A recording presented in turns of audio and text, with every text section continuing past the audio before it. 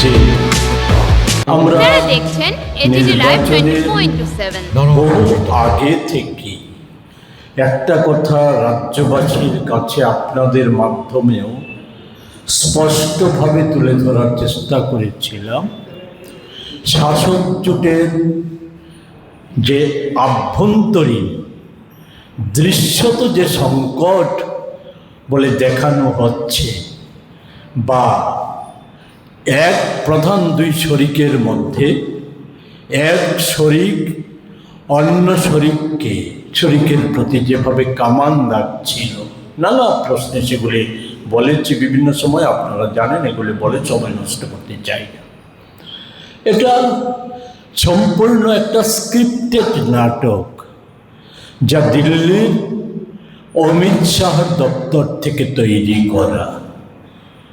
এটা আজকে গণনার মধ্য দিয়ে এটা আজকে পরিষ্কার, অনেকটাই পরিষ্কার হয়েছে বলে আমার বিশ্বাস, আমাদের বিশ্বাস।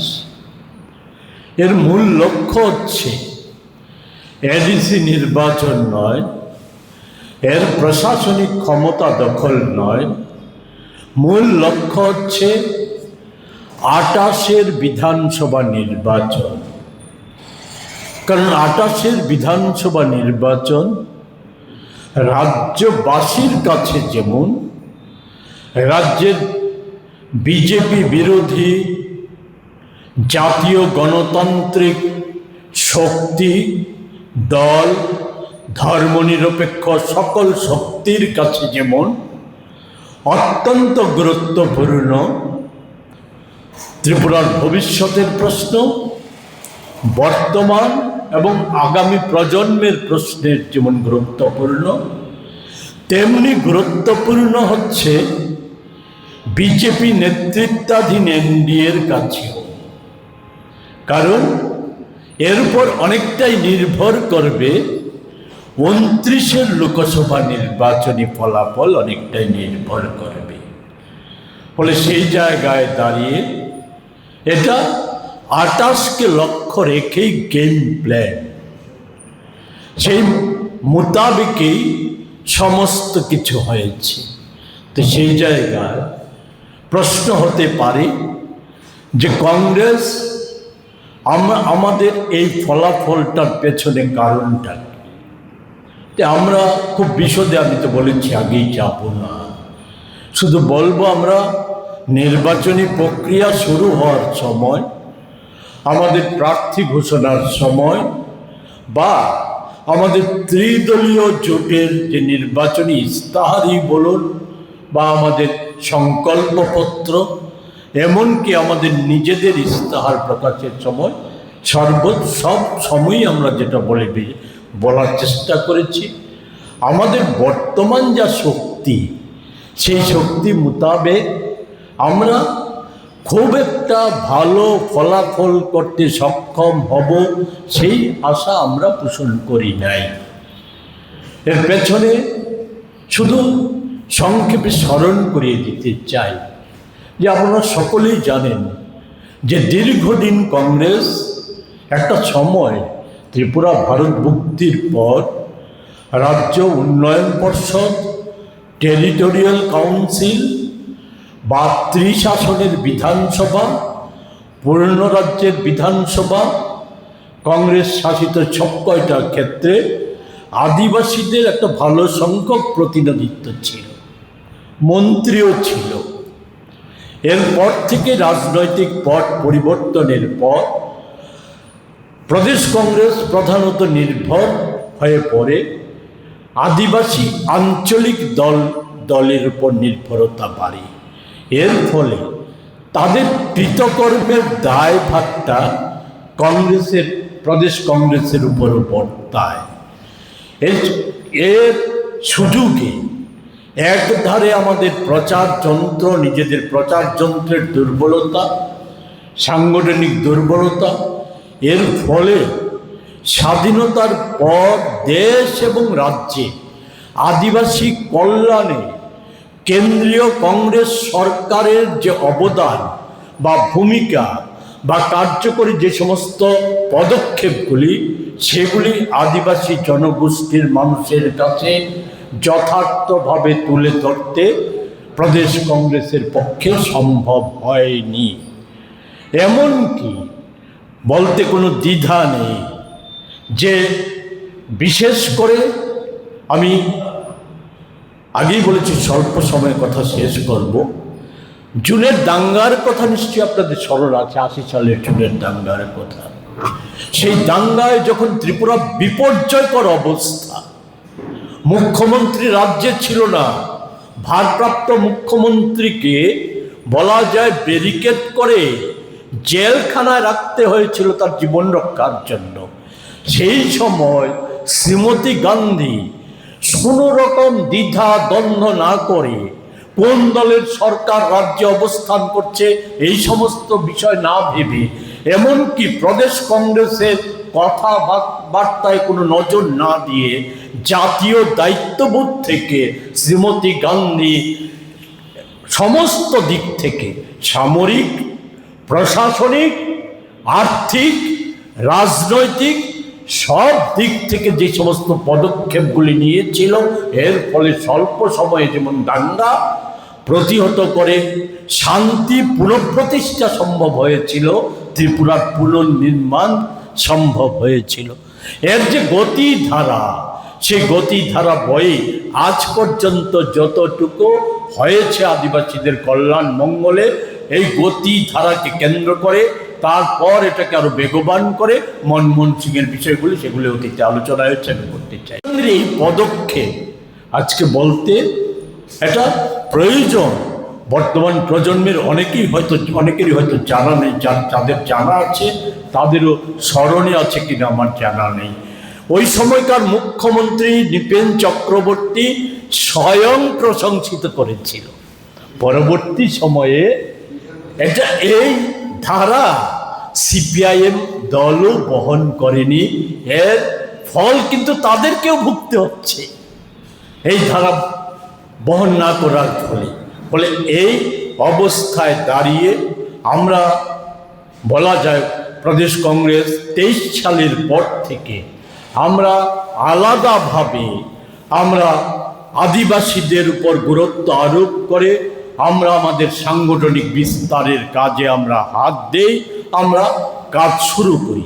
ধীরে ধীরে এটা ঘটনা একেবারে চরম আদিবাসী বিদ্বেষী বিজেপি, এটা যখন ধীরে ধীরে রাজ্যবাসী আদিবাসীরাও বুঝতে শুরু করলো এবং তথাকথিত আদিবাসী দরদি মথা, তিপ্রা মথা, তাদের প্রতারণা, তাদের চালাকি সমূহ এবং তাদেরকে এক কথায় বলা যায় যে আদিবাসী জনগোষ্ঠীর তরুণ যুব সম্প্রদায় সহ সকলকে বিভ্রান্ত করে রাখার নানা প্রচেষ্টা, এগুলি যখন একের পর এক খোলাসা হয়ে যাচ্ছিল, সেই সময়ে আমরা লক্ষ্য করেছি নতুন ষড়যন্ত্র, যেটা ওই 23-এর নির্বাচনে প্রত্যক্ষ করা গেছে। 42 আসনে কন্টেস্ট, পরবর্তী সময়ে সরকারের শরিক হয়ে পড়া,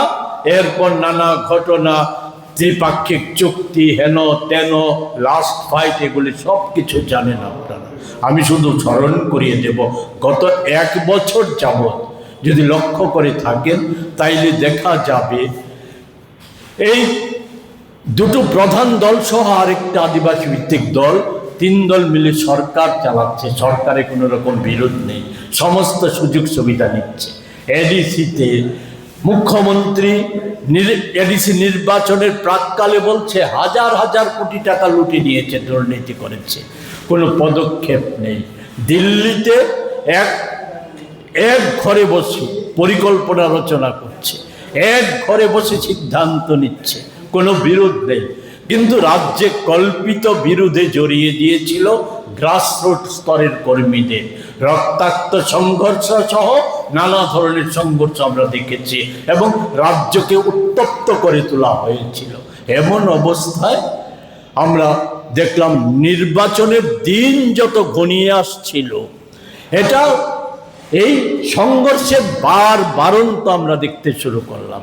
এতে একটা জিনিস যেটা না বললেই নয়, তার জন্য 2 মিনিট সময় চেয়ে নেব, যে দুটো দলের প্রধানেরই মূল বক্তব্যের নির্যাস ছিল দুটো অংশের মধ্যে, আদিবাসী এবং অ-আদিবাসীদের মধ্যে জাত্যাভিমানী তৈরি করা। তাই আমরা দেখেছি যে একটা দেখেছি স্বয়ং মুখ্যমন্ত্রী থেকে শুরু করে তিপ্রামাথার সুপ্রিমো এবং দলের প্রথম সারির নেতারা যে বিদ্বেষ তৈরি করেছে দুটো অংশের মধ্যে। এতে আবেগ প্রবণ আদিবাসীরা তারা পুরোপুরি বিভ্রান্ত হয়ে, আবেগের দ্বারা ধাবিত হয়ে, যারা হয়তো স্থির করে রেখেছিল, আমরা যেমন এই উত্তেজনাকর পরিস্থিতিতে আমরা আমাদের প্রচার কার্য, আমরা কি করতে চাই, আমাদের দাবি কি, এগুলিও আমরা যথাযথভাবে নিয়ে যেতে পারিনি। ফলে এগুলি যেমন হয়েছে, এই ধরনের যে তীব্র আদিবাসী বিদ্বেষী কথাবার্তা, সেই কথাবার্তাগুলির ফলে তাদেরকে, তাদের আবেগ তাদেরকে একটা ভুল বার্তায় মধ্য দিয়ে তাদেরকে যে অনেকটা বেশি তাদেরকে ঐক্যবদ্ধ সংঘবদ্ধ করেছে, তারই প্রতিফলন ফুটে দেখা গেছে। অন্যদিকে কেউ কেউ বলেছে, মুখ্যমন্ত্রী বলেছিলেন খোয়াইয়ে দাঁড়িয়ে যে আমি 1 সেকেন্ডে আগরতলা বন্ধ করে দিতে পারি। কেউ বলেছিলেন অরাজনৈতিক কথা, আমরা বলেছিলাম না, এর পেছনে রাজনীতি লুকিয়ে আছে। এ হচ্ছে ভাগাভাগি করে নাও, মথা আদিবাসীদের মধ্যে অ্যাবসোলেট করে দাও, অমিত শাহর পরিকল্পনা। অন্যদিকে বাঙালিত্বের জাগরণ সৃষ্টি করার মধ্য দিয়ে বিজেপিকে আদিবাসীদের মধ্যে শক্তিশালী করো, কারণ তো তাদের কৃতকর্মের ফলে গোটা দেশে বিজেপির পায়ের তলার মাটি যেমন খসে যাচ্ছে, আমাদের রাজ্যেও খসে যাচ্ছে। এই অবস্থা থেকে উত্তরণের একটাই পথ হচ্ছে সাম্প্রদায়িকতার বাতাবরণ তৈরি করা। সেই লক্ষ্যই অনেকটা কার্যকরী হয়েছে বলে এই ভোটে আমাদের অনুমান। এমনতর জায়গায় দাঁড়িয়ে আমাদের আবেদন রাজ্যবাসীর কাছে, এ থেকে আমাদের সকলকেই শিখতে হবে, শিক্ষা নিতে হবে, শিক্ষা নিয়ে আমাদের এগিয়ে যেতে হবে, নতুবা রাজ্যটা সর্বনাশ হয়ে যাবে। ফলে এই ভোটের পর্যালোচনায় এই বিষয়গুলি নিশ্চয়ই আমরা মূল্যায়ন করব, এর মধ্য দিয়ে আগামী দিনের পথ নির্ণয় করব এবং আপনাদের কাছে, রাজ্যবাসীর কাছে আমরা বলতে চাই, রাজ্যের সমস্ত আমাদের যে জাতীয় গণতান্ত্রিক ভাবধারায় বিশ্বাসী জাতি উপজাতি সহ সকল অংশের সংখ্যালঘু, সকল অংশের যারা যে ধর্মনিরপেক্ষ গণতান্ত্রিক মানুষ, তাদেরকে একতাবদ্ধ হয়ে আমরা লড়াইয়ের ময়দান ছাড়ব না, আমরা আমাদের লড়াই জারি রাখব। আমরা যে ত্রিদলীয় জোটের পক্ষ থেকে এবং আমাদের দলের পক্ষ থেকে যে দাবি সম্বলিত প্রচারপত্র আমরা ছেড়েছিলাম, এই দাবিকে জনপ্রিয় করা, এই সমস্ত কিছুকে আদায় করার সংগ্রাম আমরা চালিয়ে যাব। এই দিয়েই আমরা 28-এর রণকৌশল আমরা তৈরি করব। এই কথা কটি বলেই আমি আমার কথা বলা শেষ করছি। আপনাদের যদি কোনো কোয়ারিজ থাকে বলতে পারেন, নতুবা আমরা এখানেই সমাপ্ত। নির্বাচন শেষ ফলাফল এখন কি বলবেন? এখন দেখুন, আমি তো প্রথমেই বলেছি যে ভোটে কি হয়েছে, একটা জিনিস পরিষ্কার, জাত্যাভিমানী কাজ করেছে ভোটে, এবং এটা কতটা কিভাবে প্রতিফলিত হয়েছে, কিভাবে কোন পরিকল্পনাটা কার্যকরী হয়েছে, এটা আমাদের অনুসন্ধানে সময় প্রয়োজন। আমাদের এখনো সন্দেহ, কেন ত্রিপুরাতে পর্যাপ্ত ইভিএম থাকা সত্ত্বেও দুটো চিপযুক্ত ইভিএম কেন মধ্যপ্রদেশ থেকে আনা হলো, যার খরচও বেশি, 22 জন ইঞ্জিনিয়ার কেন আনা হয়েছিল।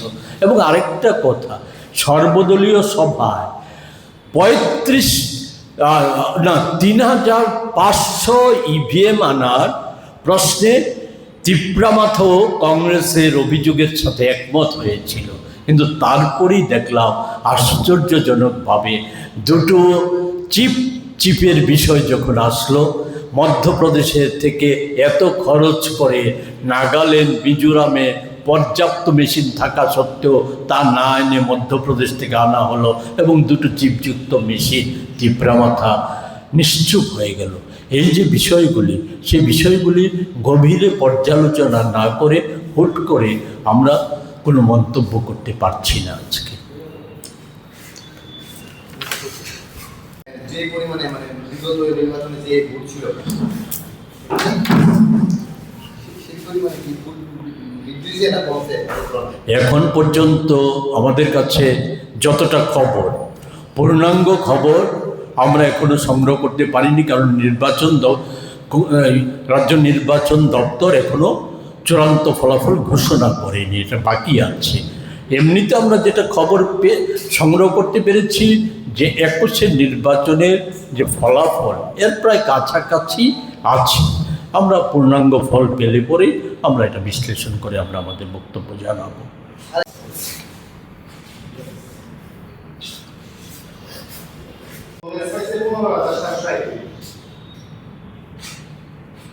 ভিডিওটি দেখার জন্য ধন্যবাদ। চিনিও কক্তমা নাইমা বাগুই বেলাই হাম্বাই। ये न्यूज़ कंटेंट देखने के लिए शुक्रिया। अगर आपका कोई सुझाव है तो हमें कमेंट कीजिए, सब्सक्राइब कीजिए AGT Live 24/7। Thanks for watching AGT Live 24/7.